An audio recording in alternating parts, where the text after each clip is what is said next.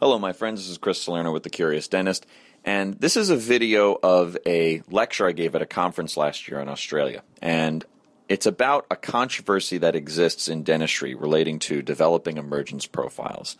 I'm just going to weigh in on why I think that controversy exists. So, I noticed that the subheading for this conference was Sparking Ideas, Connections, and Debate, and I hope that my presentation does a bit of the latter, because there's quite a bit of debate out there about this subject of emergence profiles. Two broad categories of debate I would paint. Let's say the first is just how exactly do you do this stuff?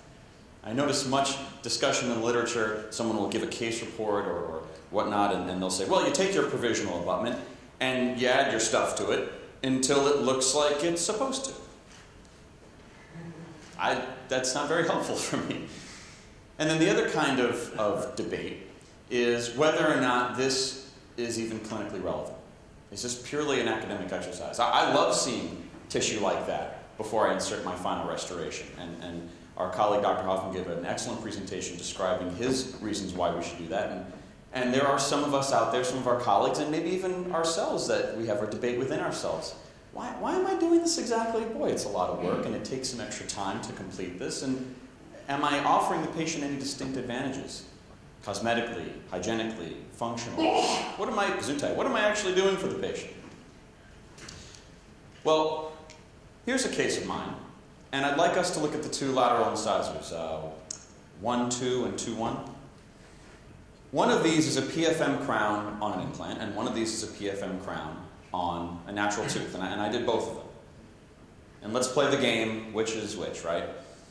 Well, you might say, well, Chris, you did a nice job here, but I believe that our left lateral incisor is the implant because the gingival zenith is just a little bit higher. Looks like you had a little bit of recession there, but hey, not a bad job. You did good. But actually, it's the right lateral incisor that's the implant restoration. Now, I could stand up here and I could say that this is because I'm such a good restorative dentist, and I took all of this time masterfully creating an emergence profile on my provisional. Oh, it was beautiful. And I added the material just perfectly to prop up and support the tissue. And then I took the time to diligently turn that over to the laboratory, and then they replicated that. But I would be lying to you if I told you that. This patient wore a flipper, acrylic removable partial denture, and I did really no contouring whatsoever other than what the lab did for me. And this is a 3-year follow-up. So what gives?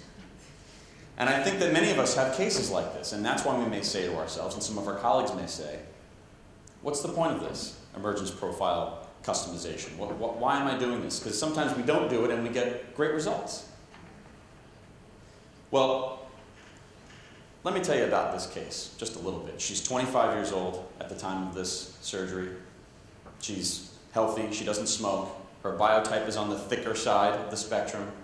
She lost her teeth not because of periodontal disease, but because of a complication due to endodontics.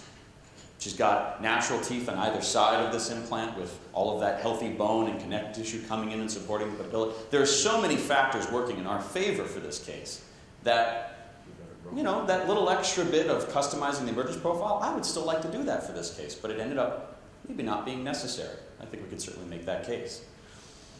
In my opinion, customizing an emergence profile is like wearing a safety belt when you drive a car. You don't need to drive the car. The car will still drive and get you from point A to point B without it. But it's a really good idea to do it.